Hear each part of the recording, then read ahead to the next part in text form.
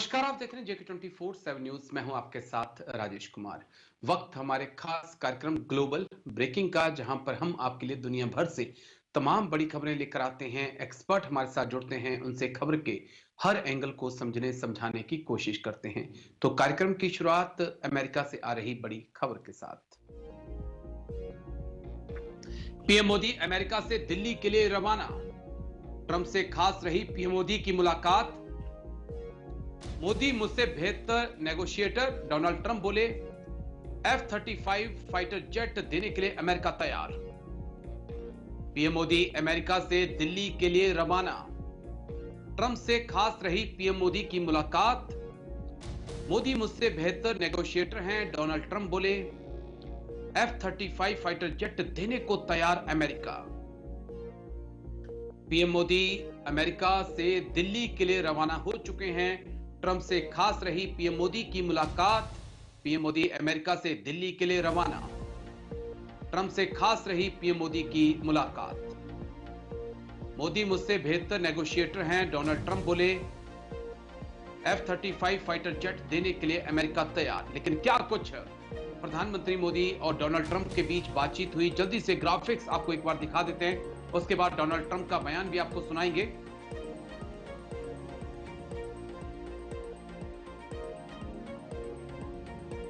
Modi Trump की मुलाकात खास रही। ट्रंप का रेसिप्रोकल टैरिफ लगाने का ऐलान।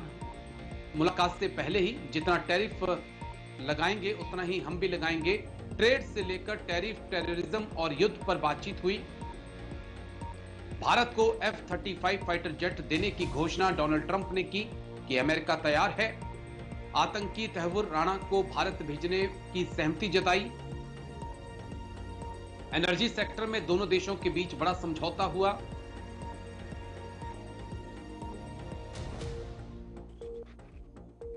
तेल गैस का प्रमुख आपूर्तिकर्ता अब बनेगा अमेरिका। द्विपक्षीय व्यापार 2030 तक $500 अरब ले जाएंगे दोनों देश। एआई, सेमीकंडक्टर, बायोटेक्नोलॉजी और क्वांटम कंप्यूटिंग में भारत की मदद करेगा अमेरिका।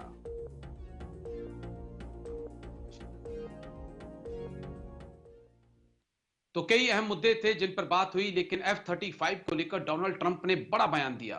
क्या कुछ उन्होंने कहा, जल्दी से आपको सुनाते हैं, उसके बाद फिर एक्सपर्ट्स के पास चलते हैं। Starting this year, we'll be increasing military sales to India by many billions of dollars. We're also paving the way to ultimately provide India with the F-35 stealth fighters.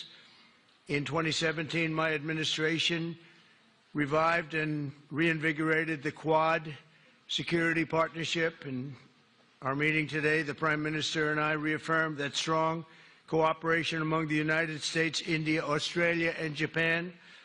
And it's crucial, really, to maintaining peace and prosperity, tranquility.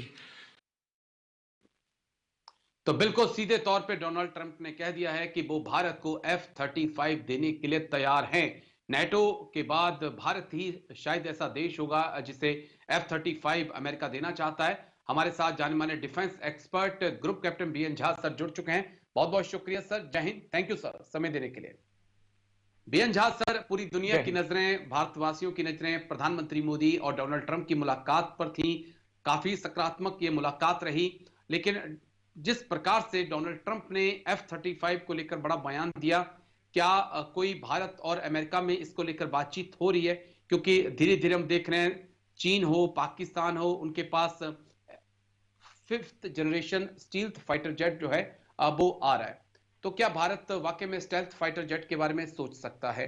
एक point ये, और दूसरा, किस प्रकार से PM Modi और Donald Trump की ये जो अहम मुलाकात हुई है उसे आप देखते हैं? राजेश जी नमस्कार। सबसे पहले मैं आपका दूसरा प्रश्न लूंगा।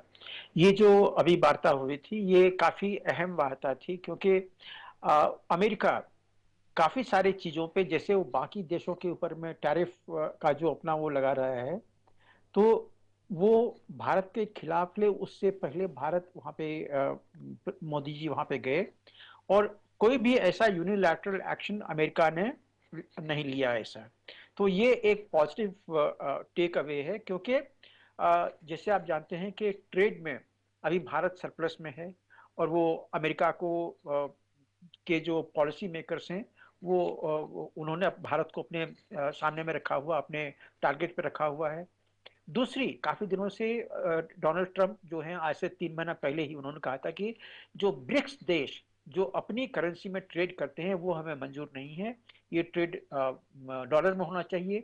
इसके लिए भी जी। भारत जो था वो तैयार नहीं था। भारत क्या, जितने 5 देश हैं ब्रिक्स के, वो कोई भी इसके लिए तैयार नहीं थे। तो उसके ऊपर में अभी कोई वक्तव्य नहीं आया, मतलब कि ये नेगोशिएट भी हो गया है। जहां तक इन्वेस्टमेंट की बात है तो इन्वेस्टमेंट में काफी ज्यादा बात हुई। आपने ही बताया कि जो सेमीकंडक्टर है वो क्वांटम टेक्नोलॉजी, इस पे भी बातें हुई है।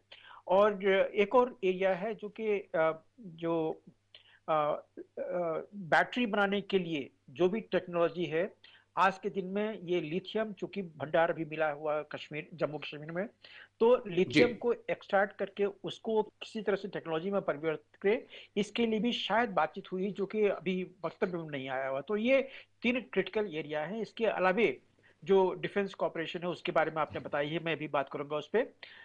फाइनेंशियल सिक्योरिटी पे भी मेरे ख्याल से बात हुई, क्योंकि जिस तरह से तुलसी गबार्ड जो कि इंटेलिजेंस के वहां पे चीफ हैं, प्रधानमंत्री मोदी से सबसे पहले मिले थे, तो उनसे बात हुई होगी। ये पन्नू, ब्रार, सोरोस, जी। हिंडनबर्ग, ये बार बार भारत के खिलाफ में हम जहर उगलते हैं। हिंडनबर्ग और सोरोस तो यहाँ तक कह रहे थे कि प्रधानमंत्री को हटाने के लिए वहाँ के पॉलिटिकल, हमारे यहाँ के पॉलिटिकल एस्टेब्लिशमेंट को $2 बिलियन तक भी दे देंगे, जो कि कांग्रेस से काफी पू पू हो रही थी और इंडिया गठबंधन जो था वो काफी था। वो बात अलग कर लीजिए, लेकिन ये सब जो मामला है कि एंटी इंडिया एक्टिविटी, इसके ऊपर में जरूर बात हुई होगी, जो कि भारत को गवारा नहीं होगा। इसलिए भारत ने काफी क्लियरली इसको उनको ये कर दिया होगा, कन्वे कर दिया होगा। एक और चीज जो पब्लिक डोमेन में नहीं आई है वो ह्यूमन रिसोर्सेज। भारत के बहुत सारे लोग ओके। वहां पे काम कर रहे हैं। H1B वीसा जो है उसकी बात चल रही थी। तो भारत आज के दिन में leading human resources development, skilled resource हमारे पास में है, उसको किस तरह से यूएस में दिया जाए, इसके लिए वहां पे जो मस्क थे वो भी आए थे, उनको भी ह्यूमन रिसोर्स की जरूरत है। तो मेरे ख्याल से ओवरऑल आप देख लीजिए तो ये काफी अच्छा था। अब आपका पहला ओके। प्रश्न पे आता हूं मैं, F-35। देखिए, F-35 के लिए भारत को सोचना पड़ेगा, क्योंकि F-35 बहुत कॉस्टली है और ये state of the art modern generation का टेक्नोलॉजी नहीं है। ये टेक्नोलॉजी आज से लगभग 16-17 साल पहले बनी थी, जिसके ऊपर में एयरक्राफ्ट बनाई गई है। इस एयरक्राफ्ट के काफी सारे वर्जन्स जो हैं वो भी ऑलरेडी आ गए हैं। तो भारत को जरूरत तो है ये एडवांस एयरक्राफ्ट की, लेकिन क्या जी। इतनी कॉस्टली एयरक्राफ्ट चाहिए होगा, ये आज का दिन के लिए क्वेश्चन है। और आपको अपने एडवर्सरी को मैच करनी पड़ती है। हमारा एडवर्सरी यहाँ पे कौन है? पाकिस्तान को आज के दिन में हम एडवर्सरी नहीं मानते हैं। पाकिस्तान के पास में F-16 है या J-17 है, उसके लिए हमारा मिराज, Su-30 MKI ये काफी है, रफाल, ये सब सारी चीजें देख लेगा। पाकिस्तान हमारे लिए कंसर्न नहीं है। लेकिन चाइना, चाइना के पास में आज के दिन में J-20 जो 5th जनरेशन एयरक्राफ्ट वो क्लेम करते हैं, और आज के दिन में वो J-35 भी बना रहे हैं, जो कि श्योरली 20 से बहुत बेहतर होगा, जिसके लिए कि जी। ये रफाल शायद पूरा ना पड़े। तो ये एक कंसर्न है। तो उसको काउंटर करने के लिए क्या 35 पे जाएंगे या Su-57 पे जाएंगे, ये कॉल इंडियन एयरफोर्स को, मिनिस्ट्री ऑफ डिफेंस को और भारत सरकार को ये जॉइंटली लेना पड़ेगा। इसके लिए अभी काफी सारी माथापच्ची जो है वो होनी है। लेकिन चूंकि भारत आज के दिन में काफी स्ट्रांग सर है, बस तो इसीलिए F-22 रैप्टर पर कोई बातचीत हो सकती है? F-22 भी एक काफी देखिए, अच्छा कहा जाता है, काफी हाई टेक्नोलॉजी है उसके अंदर भी। जी हाँ, जी हाँ, काफी काफी राफ्टर जो है वो काफी हाई टेक्नोलॉजी का है, और वो भी आज की एयरक्राफ्ट नहीं है। वो भी आज से ओके। लगभग 20 साल पहले की डिजाइन है, और वो यूएस एयरफोर्स में काफी दिनों से काम कर रही है। उसमें इनिशियल कुछ टीदिंग प्रॉब्लम्स थे, उसको उन्होंने सॉर्ट आउट कर लिया हुआ है। लेकिन क्या F-22 या F-35 को अमेरिका टीओटी के अंदर में भारत में मैन्युफैक्चर करने के लिए देगा, जिससे कि कल को अगर अमेरिका और भारत के संबंध अगर किसी कारण से अगर खटाई में पड़ते हैं, तो इस एयरक्राफ्ट के जो स्पेयर्स हैं, इसके एम्यूनिशन, इसके ऑपरेशन, इस पे कोई इफेक्ट नहीं पड़े। क्योंकि जो अमेरिका जो है इसके लिए जाना जाता है कि जिस जी, दिन उसका किसी कंट्री से खटास शुरू हो जाता है तो वो अपनी एयरक्राफ्ट के अपनी एडवांस कॉम्बैट जो व्हीकल हैं उसके बिल्कुल सप्लाई, सर। उसके स्पेयर्स, उसके एमिनेशन वगैरह रोक देता है। तो ये भारत को गवारा नहीं होगा, इसके लिए भारत के जो चलिए, डिफेंस मिनिस्ट्री है, इंडियन एयरफोर्स है, वो उसको कॉल लेना सोच पड़ेगा। समझ कर ही फैसला लेंगे। मैं आता हूं सर आपके पास, क्योंकि एक और बड़ी खबर आ रही है, उसके बाद मैं आपके पास आऊंगा। इस वक्त की एक और बड़ी खबर आपको दिखा दें। पीएम मोदी डोनाल्ड ट्रंप की मुलाकात बेहद खास रही। ट्रंप के साथ दोबारा काम करना काफी अच्छा लगा। पीएम मोदी ने कहा, भारत के साथ हमारे संबंध बहुत मजबूत हैं। डोनाल्ड ट्रंप का बयान, ब्रिक्स एक मरा हुआ संगठन है, डोनाल्ड ट्रंप का एक बड़ा तंज। पीएम मोदी और डोनाल्ड ट्रंप की मुलाकात बेहद खास रही। ट्रंप के साथ दोबारा काम करना अच्छा रहा। भारत के साथ हमारे संबंध बहुत मजबूत हैं। ब्रिक्स एक मरा हुआ संगठन है, डोनाल्ड ट्रंप ने कहा। पीएम मोदी डोनाल्ड ट्रंप की मुलाकात बेहद खास। मुलाकात के बाद क्या कुछ पीएम मोदी ने कहा, जल्दी से आपको सुना देते हैं।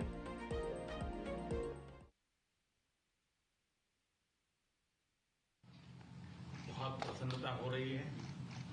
मैं आपके इस भव्य विजय के लिए आपको बहुत बहुत बधाई देता हूं।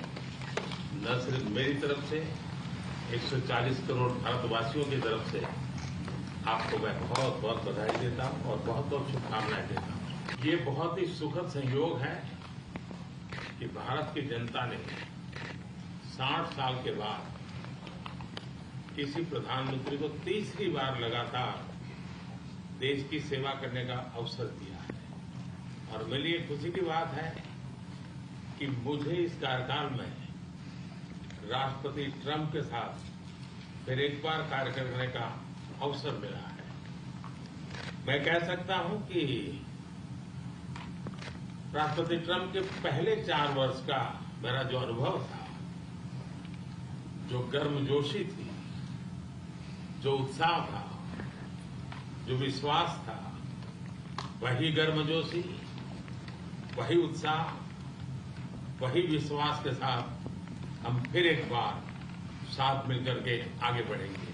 हम दोनों का मिलने का मतलब 1+1 2 नहीं, 1 और 1 11 होता है। और ये 11 की शक्ति, वो ताकत विश्व के कल्याण के भी काम आएगी। मैं राष्ट्रपति ट्रंप का, मेरे एक अच्छे मित्र का हृदय से आभार व्यक्त करता हूं कि हम फिर से एक बार प्रगति की राह पर। रूस और यूक्रेन के बीच का लड़ाई का सवाल है। मुझे खुशी है कि राष्ट्रपति ट्रंप ने शांति के प्रयासों का इनिशिएटिव लेते हुए कल बहुत डिटेल से कोशिश करेंगे कि क्या कुछ इस मुलाकात में हुआ। बीएन झा सर हमारे साथ लगातार बने हुए हैं। अब बीएन झा सर, एक तेल और गैस को लेकर भी खबरें आ रही हैं कि एक बड़ा समझौता भारत और अमेरिका के बीच में हुआ है। अमेरिका ये चाह रहा था कि भारत जिस प्रकार से रूस से तेल खरीद रहा है, गैस खरीद रहा है, वैसे ही कुछ हमसे भी खरीदे। ये कितना बड़ा समझौता है सर, और इसका कितना फायदा भारत को होगा और कितना अमेरिका को होगा सर? राजीव जी, देखिए, जब से ये यूक्रेन का प्रॉब्लम शुरू हुआ है, ये तेल गैस के जो भाव हैं वो आसमान छूने लगे हैं। खास करके जो यूरोपियन कंट्री थे तो वो तो इस त्रासदी को झेल ही रहे थे। भारत ने एक रास्ता निकाला कि रूस से इन्होंने वो जो कंसेशनल ऑयल थे वो खरीदना शुरू किया। इधर जो गल्फ कंट्रीज हैं यहाँ से भी रीजनेबली लो कॉस्ट पे हमें फ्यूल मिल रहा है। तो यहाँ पे एक चुनौती बनती है। मैं थोड़ा सा करेक्ट कर दूं, अभी इसके ऊपर में एग्रीमेंट साइन नहीं हुआ। जो अमेरिका ने जो ऑफर किया ओके। हुआ है, एग्रीमेंट अभी साइन नहीं हुआ है। उन्होंने ऑफर किया हुआ कि हम आपका ये मीट करना चाहते हैं, लेकिन यहीं पे सवाल उठता है, क्या अमेरिका उसी रेट्स पे तेल और गैस देगा जो हमें रूस से मिलता है, या जो हमें ईरान या बाकी खाड़ी के देश हैं वहां से मिलता है?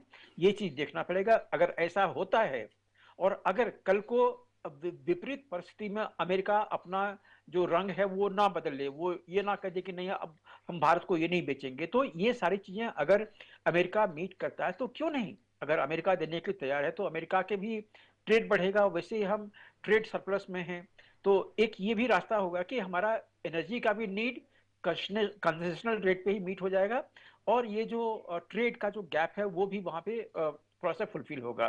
तो व्हाई नॉट, ओके ये सर, अगर ऐसा सब कुछ बनता है तो जरूर। ठीक है। लेकिन ब्रिक्स को मरा हुआ संगठन बताना है, डोनाल्ड ट्रंप ब्रिक्स से इतने चिढ़ते क्यों है, इतना खौफ क्यों खाते हैं सर? ब्रिक्स से वो बहुत खौफ तो नहीं खाते हैं, चिढ़े हुए हैं, क्योंकि ब्रिक्स ने एक ऐसा रास्ता निकाला हुआ है जिसमें कि बिना डॉलर के आप ट्रेड कर सकते हैं इन अपने विद इन जो ब्रिक्स के जो कंट्री हैं इसमें आप ट्रेड कर सकते हैं। जो भारत अपने रुपये में ट्रेड करता है, रशिया अपने रूबल में ट्रेड करता है, चाइना युआन में ट्रेड करता, सॉरी अपने करेंसी में ट्रेड करता है। तो ये अमेरिका को गवारा नहीं है, और इसलिए 3 महीना पहले ही पावर में आने से पहले ही ट्रंप ने कहा था कि I would like to see this ceased, stopped. लेकिन ये भारत को न मंजूर होगा, न ब्राजील को मंजूर होगा, रशिया, ठीक। चाइना, किसी को, या साउथ अफ्रीका, किसी को ये मंजूर नहीं होगा। तो अगर ट्रंप इससे नाराज होते हैं तो वो नाराज हों, क्योंकि हर देश अपनी जो उसकी उसके लिए जो बेनिफिशियल एक्शन है उसको देखेगा, और इन 5 देश के लिए, ब्रिक्स के देशों के लिए, जो उनके लोकल करेंसी में जो ट्रेड हो रहा है वो कभी कहीं भी काफी लाभदायक है। इससे हम पीछे नहीं हटेंगे। तो ट्रंप को नाराज ठीक है रहने सर, दीजिए, चलिए। और ट्रंप से जितनी आगे आने वाले दिन में आने वाले दिनों में जितनी भी जो जो ट्रेड होंगी, इसमें भारत को यह सुनिश्चित करना पड़ेगा कि अमेरिका किसी चीज से खौफ खा के यहाँ पे हमारा कोई सप्लाई बंद नहीं कर दे। इसीलिए अमेरिका से ट्रेड के लिए, खास करके डिफेंस सप्लाई के लिए, भारत को सावधान रहना पड़ेगा। अपनी ओके, जो जो बेनिफिशियल एक्ट हैं उसको उसमें लागू करना उनको पड़ेगा। आगे रखना पड़ेगा। ठीक है, मैं लौटता हूं सर आपके पास, क्योंकि एक और बड़ी खबर हमारे पास है जिस पे बात करेंगे। बड़ी खबर जल्दी से प्ले कर दीजिएगा। ट्रंप ने बांग्लादेश पर पूछे सवाल को टाल दिया। पिछले साल बांग्लादेश में गिरी थी शेख हसीना की सरकार। बांग्लादेश में मोहम्मद यूनिस की सरकार इस वक्त चल रही है। अमेरिकी डीप स्टेट पर चुप हैं क्या डोनाल्ड ट्रंप? बड़ा सवाल। ट्रंप ने बांग्लादेश पर पूछे सवाल को टाला। पिछले साल बांग्लादेश में गिरी थी शेख हसीना की सरकार। बांग्लादेश में मोहम्मद यूनिस की सरकार। अमेरिकी डीप स्टेट पर फिलहाल डोनाल्ड ट्रंप की एक चुप्पी दिखाई पड़ रही है। हम सीधा एक्सपर्ट्स के पास चलेंगे। बीएन झा सर, बांग्लादेश पर काफी बारीकी नजर आपकी रहती है। जिस प्रकार से अमेरिकी डीप स्टेट ने वहां पर तख्ता पलट किया, डोनाल्ड ट्रंप ने चुनाव प्रचार में तो बांग्लादेश का खूब नाम लिया, लेकिन जब से वो राष्ट्रपति बनकर आए हैं शायद ही बांग्लादेश को लेकर कोई उन्होंने बयान दिया है। और जब उनसे कल प्रेस कॉन्फ्रेंस के दौरान पूछा गया बांग्लादेश को लेकर, तो उस सवाल को भी वो टाल गए। तो क्या जो अमेरिका का डीप स्टेट है उसके आगे डोनाल्ड ट्रंप भी घुटने टेक देंगे, या वाकई में एक्शन लेते हुए दिखाई पड़ेंगे सर? राजेश जी, इस पे मुझ जैसे बहुत सारे लोगों का थोड़ा सा अलग सोचना है। देखिए, हम हमेशा दूसरों के आस से क्यों रहेंगे? आज का भारत तो पुराना भारत नहीं है कि हर चीज अमेरिका के अप्रूवल से होगा या हर चीज यूएन के अप्रूवल से होगा। क्यों? अगर बांग्लादेश में हिंदुओं के ऊपर में अतिक्रमण हो रहा है, उनका अगर मानवाधिकार हनन हो रहा है, अगर उनका रिप्रेशन हो रहा है, उनका जेनोसाइड हो रहा है, तो भारत चुप क्यों है? चुप का मतलब इसलिए नहीं है कि आपने वर्ड्स कुछ बोल दिए तो उससे सब कुछ हो जाएगा, नहीं। भारत का पार्लियामेंट उन दिनों भी सेशन में था जब बांग्लादेश का प्रॉब्लम शुरू हुआ था। भारत ने एक निंदा प्रस्ताव इन जिहादियों के खिलाफ, बांग्लादेशी जिहादियों के खिलाफ क्यों नहीं पास किया? उन दिनों में नहीं किया, छोड़ दीजिए। आज के दिन में तो हम जानते हैं, अब तो 4 दिन पहले, 5 दिन पहले ह्यूमन राइट कमीशन का भी, यूएन ह्यूमन राइट कमीशन का भी रिपोर्ट आ गया है कि वहां पे हिंदूज का या नॉन मुस्लिम का वहां पे रिप्रेशन हो रहा है। अब अभी संसद चल रहा है, अपने संसद में एक जो जो जो प्रस्ताव है वो पास करके इसको, बांग्लादेश की एक्शन को कंडेम क्यों नहीं करते हैं? हम क्यों अमेरिका अमेरिका की तरफ देख रहे हैं? और यही चीज मैं आज से पहले भी लेके चलूंगा आपको। जी। यहाँ पे अफगानिस्तान में सिख और हिंदुओं का कंप्लीट जेनोसाइड हो गया, कंप्लीट जेनोसाइड। लेकिन भारत के संविधान में एक भी निंदा प्रस्ताव पास नहीं हुई। पाकिस्तान में यह गतिविधि पिछले 1947 से चल रही है, जहां पे 18% हिंदू थे, वो आज के दिन में 2% से भी कम रह गए हैं। तो इसके ऊपर में निंदा प्रस्ताव आप क्यों नहीं डालते हैं? आप पाकिस्तान को एक टेरर स्पॉन्सर स्टेट क्यों नहीं डिक्लेयर करते हैं? अभी जो बांग्लादेश में चल रहा है वो भी एक टेरर स्पॉन्सर स्टेट का है। तो हम हमेशा दूसरों की तरफ क्यों देखें? यहाँ पे मैं मोदी सरकार की मैं निंदा करता हूं कि आज जब पार्लियामेंट चल रहा है, हमारे पार्लियामेंट में सबसे पहले ये एक निंदा प्रस्ताव आना चाहिए कि हम बांग्लादेश में जो चल रहा है उसकी मजम्मत करते हैं, उसके खिलाफ हैं। अफगानिस्तान में जो हमारे सिखों और हिंदुओं के साथ हुआ उसके हम निंदा करते हैं। पाकिस्तान में जो चल रहा है ठीक हम है उसकी सर। निंदा करते हैं। यहां तक कि हमस हमस के खिलाफ हम लोग बोल रहे हैं, लेकिन अभी तक हमस को भारत ने टेररिस्ट ऑर्गेनाइजेशन डिक्लेयर नहीं किया हुआ है। तो इन सब चीजों से भारत को आप आज के दिन में एक स्टैंड लेना पड़ेगा। पहले हम और स्टैंड वो लें, उसके बाद हमारे तब फुटस्टेप दुनिया पे स्टैंड ले यूएसए सकती है। या ठीक है और सर। यूएन जो है करेगी। चलिए मैं लौटता हूं सर, क्योंकि एक और बड़ी खबर है, उसके बाद मैं आपके पास आता हूं। ये पाकिस्तान से बड़ी खबर सामने आ रही है इस वक्त की। एक और बड़ी खबर आपको दिखा दें पाकिस्तान से। पाकिस्तान पहुंचे तुर्की के राष्ट्रपति एर्दोगन। कड़ी सुरक्षा के बीच पाक पहुंचे एर्दोगन। पाक एयरफोर्स के जेट दे रहे थे सुरक्षा। नौसेना वायुसेना की मदद कर रहा तुर्की। जल्दी से ग्राफिक्स एक बार प्ले कर दीजिए। पाकिस्तान पहुंचे तुर्की के राष्ट्रपति एर्दोगन। पाकिस्तान पहुंचे तुर्की के राष्ट्रपति एर्दोगन। जल्दी से ग्राफिक्स। कड़ी सुरक्षा के बीच पहुंचे पाकिस्तान। पाकिस्तान में एर्दोगन, तुर्की के राष्ट्रपति पहुंचे पाक। रावलपिंडी में एर्दोगन का जोरदार स्वागत। पाक ने सुरक्षा के लिए भेजे F-16। पाक तुर्की के बीच हो सकती है डील।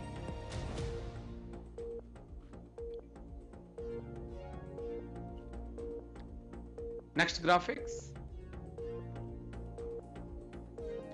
पाक की नेवी एयरफोर्स की तुर्की लगातार मदद कर रहा है। कान को लेकर दोनों में समझौता हो सकता है। तुर्की का दावा, 5वीं पीढ़ी का विमान। एर्दोगन ने उठाया कश्मीर का मुद्दा। और हम सीधा अपने एक्सपर्ट्स के पास चलेंगे। बीएन झा सर, एक और फाइटर जेट जिसके बारे में दावा किया जा रहा है कि यह भी 5th जनरेशन का है। तुर्की का दावा है कि अमेरिका ने F-35 नहीं दिया, इसलिए हमने अपना कान बना लिया। और ये 5th जनरेशन का है, स्टेल्थ टेक्नोलॉजी से लैस है और पाकिस्तान को हम देना चाहते हैं।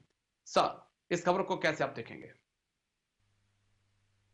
नहीं, ये जो तुर्की का एयरक्राफ्ट है, ये कहीं भी 5th जनरेशन को की जो रिक्वायरमेंट्स हैं इसको सारे फुलफिल नहीं करता है। कुछ एस्पेक्ट्स जरूर हैं, लेकिन ये एयरक्राफ्ट काफी निचले दर्जे का एयरक्राफ्ट है। यहाँ तक कि J-20 से भी काफी इंफीरियर है, छोटे मोटे नहीं, काफी इंफीरियर है। तो अगर पाकिस्तान लेना चाहता है तो उसकी मर्जी है। देखिए, ये सारे जितने इस्लामिक देश हैं सब चाहे बाहर में जो कुछ बोलते हैं, लेकिन अंदर से सब मिले हुए हैं। एक वो भी समय हमने देखा था जबकि पाकिस्तान और तुर्की में काफी होड़ लगी हुई थी, कौन सबसे ज्यादा रेडिकल है, तो वो भी दिन हमने देखे हुए हैं। तो ये जो उसके विमान को जो लेके बातचीत हो रही है, अगर पाकिस्तान खरीदना चाहता तो ये उसकी मर्जी है, लेकिन हमारा जो जो चाहे मिराज 2000 है, चाहे Su-30 है, इस तुर्की एयरक्राफ्ट के ऊपर में भारी पड़ने वाला, वही भारी पड़ने वाला है। यहाँ तक कि हमारा LCA Mark 1A तुर्की के एयरक्राफ्ट के ऊपर में या J-20 के ऊपर में भारी पड़ने, हमारे LCA में ऑफकोर्स स्टेल्थ नहीं है, लेकिन उस पर भी काम चल रहा है। तो ये हमारी अपनी टेक्नोलॉजी जो है, ये तुर्की के ऊपर में, चाइना के ऊपर में या पाकिस्तान के ऊपर में भारी पड़ने वाला है। तो इसके ऊपर मत जाइए। ठीक है, मैं जाते जाते बस आपसे, क्योंकि एर्दोगान वक्त थोड़ा सा कम बच गया मेरे पास, सिर्फ 1.5 से 2 मिनट भी बड़ी मुश्किल से बचे हैं, लेकिन जो सवाल बहुत जरूरी है मेरे जहन से निकल गया कि क्या कोई ऐसी खबर आप तक आई, आपके पास इंफॉर्मेशन आई कि 414 इंजन को लेकर कोई बातचीत हुई है? कोई इंफॉर्मेशन मिल पा रही है सर?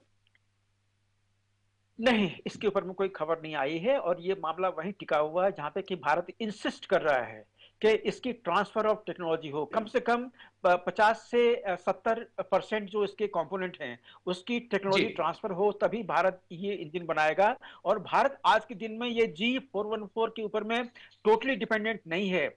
अभी आपने देखा होगा जब प्रधानमंत्री फ्रांस गए थे, तो फ्रांस की जो इंजन फैक्ट्री है, वहां पे भी प्रधानमंत्री गए थे, जहां पे कि प्रधानमंत्री ने देखा है कि फ्रांस की टेक्नोलॉजी के साथ में भी ये जो बना उनके साफरान जो इंजन है, जी सर। साफरान के साथ जी। में एचएएल मिलके एक सफल बना सकती है, जो कि काफी एडवांस इंजन होगा। तो इस पे अभी बात नहीं हुई है, लेकिन ये सिर्फ 1.5 दिन का दौरा था। इसमें हम एक्सपेक्ट नहीं कर रहे थे कि इसमें कोई डिटेल होगी।